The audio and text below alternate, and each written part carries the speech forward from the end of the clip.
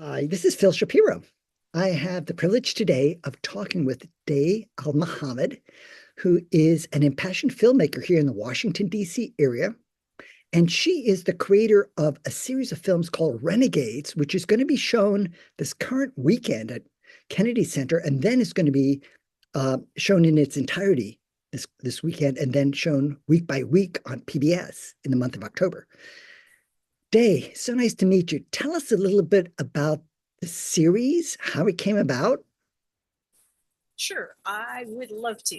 So, Renegades is a series of five, like 10 to 12-minute short films, and they're actually designed for a digital audience. And what they do is they're showcasing the lives of like diverse, little-known historical figures with disabilities, and specifically exploring their contributions to like American society and these like unique elements of disability culture. And so part of that is, if you think about it, 1 in 4 adults today in America have a disability. And if you start looking at families that have a member of somebody with a disability, that it drops to it becomes more prevalent to 1 in 3, right? And we're talking about things, we think normally about wheelchair users or people who are blind or deaf, but we're also talking about things like chronic conditions, HIV and AIDS, MS, diabetes.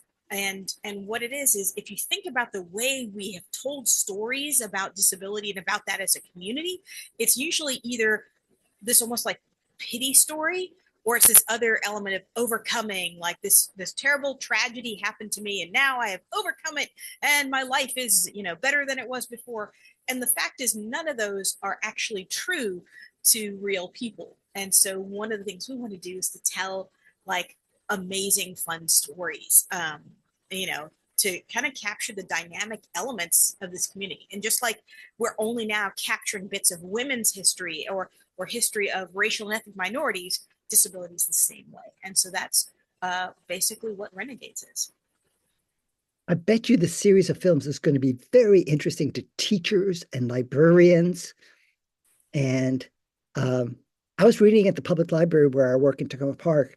There was a woman, I think from England, who wrote a book on disabilities, and it was just simply fabulous.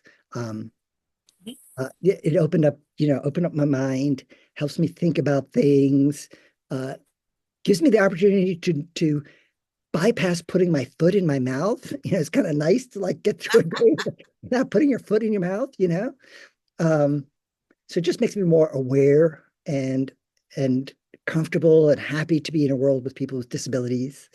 Absolutely. And like I said, we want to capture the full realm. So we did a pilot back in, I want to say 2021, and we talked about Kitty O'Neill.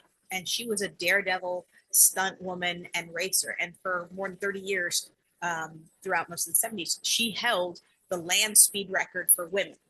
And I'll tell folks, I specified that she held the land speed record for women because she did that first run in the Alvord Desert in Oregon.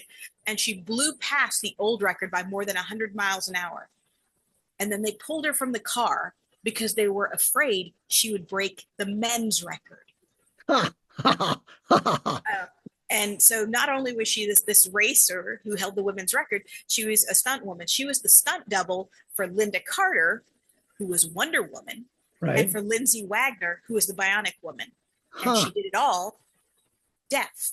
Oh no. Wow. And so nobody thinks about the fact that, guess what? There is a Wonder Woman, the stunt double, who was deaf. And I'm like, these are the kinds of stories I wanted to capture, because it's not your usual story. It's people where you look at them and you go, okay, that's kind of cool. And those are the pieces and the narratives that we're missing. Indeed. Indeed. There's a woman in Baltimore, and she has like 300 patents. She's a pretty young woman, a young mom. I Ooh. think she's about 40 years old, or maybe 45 at the most. Anyway, she has like 300 patents at IBM. And then IBM says she's the IBM employee, the woman with the most patents. I said, just wait. You're going to take out that woman thing because she just keeps inventing new stuff. And And if there's anybody who thinks they can outdo her, they should, you know, take a good hard look at herself, at themselves, because she's out in front. She's out in front. Exactly. She has a lovely TED talk. Um, Women inventor from IBM lives in Baltimore. Lives in Baltimore. Yeah, Uh, so that's not far away at all. and then tell me, I think you were telling me about Docs in Progress. Did you go over to Docs in Progress in Silver Spring? Yes, actually.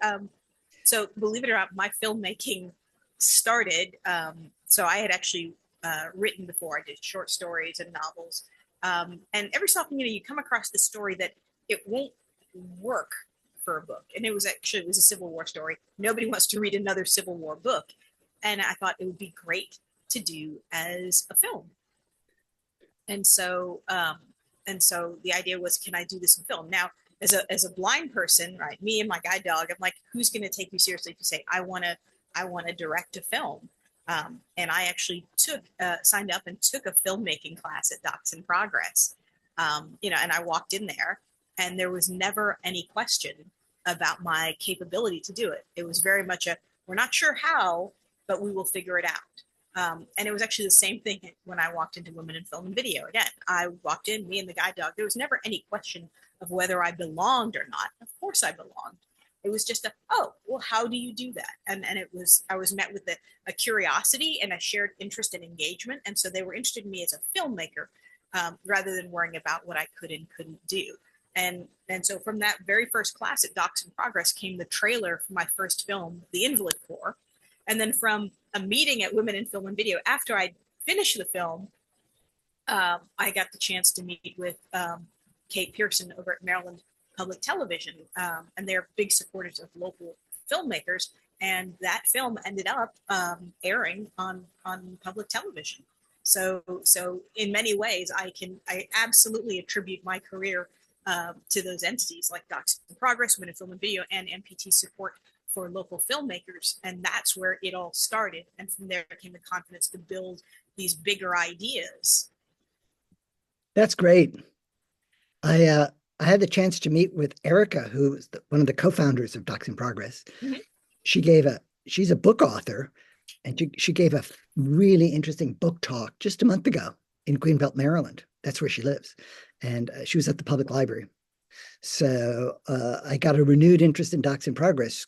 She co-founded it, and then I think she left after about 10 years. It's a ton Yeah. of work. It's a Yeah. ton of I think work. she was the executive director when I took my classes there. Oh, did you? Yes. Very easy to like person. Very easy to like. Um, and she had a spellbound audience for her book talk at the library. She gave the talk for like an hour and a half, and like it just the time flew by. It's a, It didn't. it's a great book. Yeah, you've seen the book, yeah, about creative confidence. Yeah, yeah, it's a very good book. Yeah, I read it. Yeah. Um, Anything else you'd like to add about? Can you tell? I'm curious. Like, what have your experiences been in the public library system? Actually, I'm a big fan of libraries. I am such a big fan of libraries. I married a librarian. Oh So, no.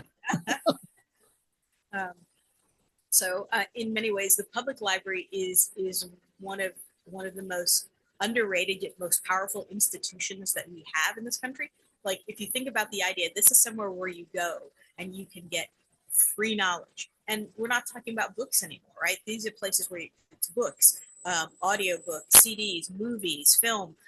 It's places where you can get computer and Wi-Fi access. In rural areas, this is the hub, right? There are places where people can gather, where you can have local groups and meetings. There are libraries that have maker spaces. There are libraries that have given over part of their space for employment offices where folks can get help in improving their skills or to find jobs, right? So in many ways, they've become this central place that can provide a lot of services, in particular for folks who may not be able to access them or afford them in any other place or any other way.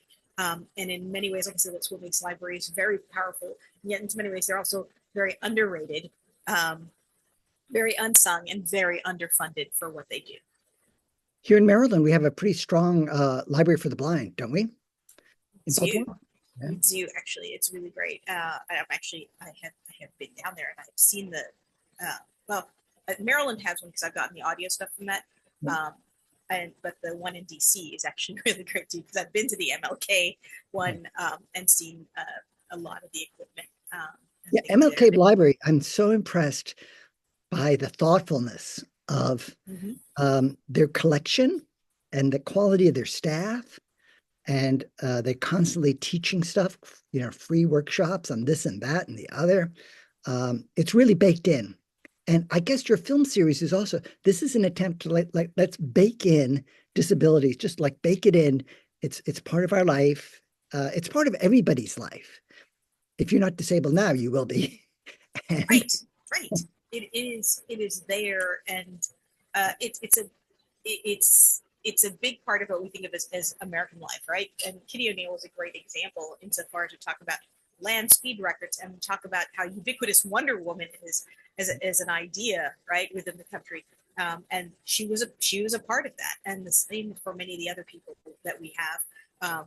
And you'd mentioned how useful this would be in classrooms, and one of the things we've done is we're partnering with PBS's learning media arm as well, and they're actually building curricula for 9th through 12th grades with discussion questions and concepts that can actually work with the films to work with young people.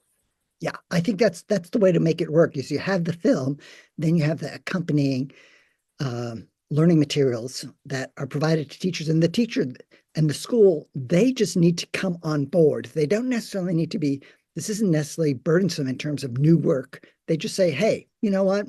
We're coming on board. Um, Yeah, and the idea is it's built to fit into existing curricula because it is, again, when we talk about learning history and civics and things like that, that is a part of the world itself. It's just that we've never quite thought of disability. The historian Douglas Bainton used to say was that disability is everywhere in history once you begin looking for it, but conspicuously absent in the histories we write. And so I think one of the things we're trying to do is write it into those histories, not because of any political leanings or of any kind of agenda, but because it was there. And that's what we want to do. And the thing is, right now, there's a dearth of that in the public education system. There was a survey done in like 21 or 22, and basically in K through 12 schools across the country, more than 50% of teachers who responded said that they had never taught a lesson or part of a lesson that directly addressed something about disability. And then like another 36%, so now we're like well over 80%, said they only taught it maybe 1 or 2 times a year.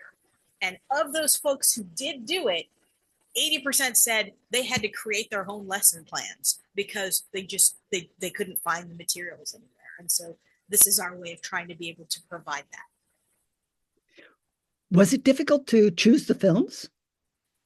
It was because there are so many amazing people. It just, once you start looking, you start finding more people. Like how many people had heard of Kitty O'Neill? One of the other ones, who is the first one who will air October 1st, is Judy Lynn Del Rey. And this was a woman with dwarfism she just revolutionized the world of science fiction. She was an editor, and she was and the thing is, who wrote a book, right? The author, and you might know the publisher, but nobody ever pays attention to who the editor of a book is. But if I tell you she edited people like Arthur C. Clarke, Isaac Asimov, Philip K. Dick, she even was the editor for this little known novelization of a film called Star Wars. Wow. In fact, she heard about it before the movie was released, bought the rights to it, and they released that book months before the movie ever came out because she knew that it was going to be big. And when she first started, science fiction was kind of a niche sort of a thing, right? She was Yes, born in okay. 1943. And so during that time period, it was just this niche thing. And now if you look at the idea of science fiction and fantasy, like it is it is everywhere, right? I think up until July of this year, like the top 8 out of 10, I think highest grossing movies were either fantasy or science fiction. in some way, shape, or form. And so what she did, and Del Rey Books, which is named after her, became one of these like powerhouse publishers of science fiction and fantasy. And it's all this one woman. And the thing is, I'm like, I didn't know that. And I'm a huge science fiction fan. Um, and it's amazing to think about the impact some of these people have. So she's another kind of an example that you just don't think of. I'm curious, do you know if any of these films are available also as an audiobook? That I'm aware of. Okay. So no, we just right now we just started with the short films. They do have audio description, so Okay. that is provided. That's neat. Um, Because I'm thinking that it might, to reach the broadest audience, it'd be kind of neat to have um, this available, this materials available as a podcast, or where families could listen to it on a car drive, on a vacation. Like it's like, hey, we're on vacation. By the way, let's listen to some stuff, you know? yeah, And there's also interesting conversation possibilities when families are in a car, and the parents might have more free time than they'd have otherwise in a busy work week. So very true. Yeah, no, I was gonna say not that we had thought of yet. So right now we're just getting started, and like I said, they're just these short films. And I think what we're hoping is to get people excited about them. That someone will go, hey, maybe we should investigate these people further. Maybe some of them deserve a full biography to really delve in and recognize their impact. so interesting. Thank you so much. I'm talking with Day El Mohammed here in the Washington D.C. area, and I guess the broadcast is going to be nationwide, right, on PBS? It is. You can find it on PBS's website. Just look for it's under American Masters Renegades. Oh, I love American Masters. Oh, let me tell you, that's the best stuff on television. American Masters. I love that series. Thank you so much. Until next time. Bye.